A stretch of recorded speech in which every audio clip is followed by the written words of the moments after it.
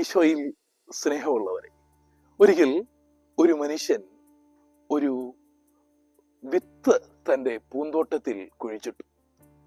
മാസങ്ങളും വർഷങ്ങളും അദ്ദേഹം അതിനെ പരിചരിച്ചു, വെള്ളവും വളവും നൽകി. പക്ഷേ ആ വിത്ത് ഒരു ലക്ഷണമൊത്ത ഒരു മരമായി വളർന്നില്ല.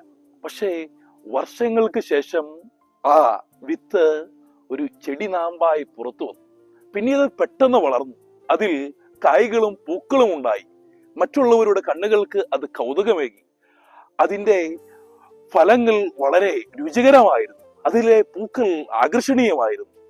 സ്നേഹമുള്ളവരെ, പക്ഷേ ഇതൊരു മനുഷ്യന്റെ നിരവധി കാലത്തെ അധ്വാനത്തിന്റെ പരിണതഫലമായിരുന്നു. ഇങ്ങനെയാണ് പലപ്പോഴും അധ്വാനിക്കുമ്പോൾ ദൈവം നമുക്ക് പെട്ടെന്ന് ഒരു അനുഗ്രഹം തന്നിരിക്കില്ല. പക്ഷേ നമ്മൾ സ്ഥിരതയോടുകൂടി നമ്മൾ ദൈവത്തെ ആശ്രയിച്ച് നമ്മൾ ജീവിതത്തെ മുമ്പോട്ട് നീങ്ങുമ്പോൾ, സ്നേഹമുള്ളവരെ, കാത്തിരുന്ന് പ്രാർത്ഥിക്കുമ്പോൾ അവിടെ നമുക്ക് അനുഗ്രഹത്തിന്റെ പൂർണ്ണത ലഭിക്കും.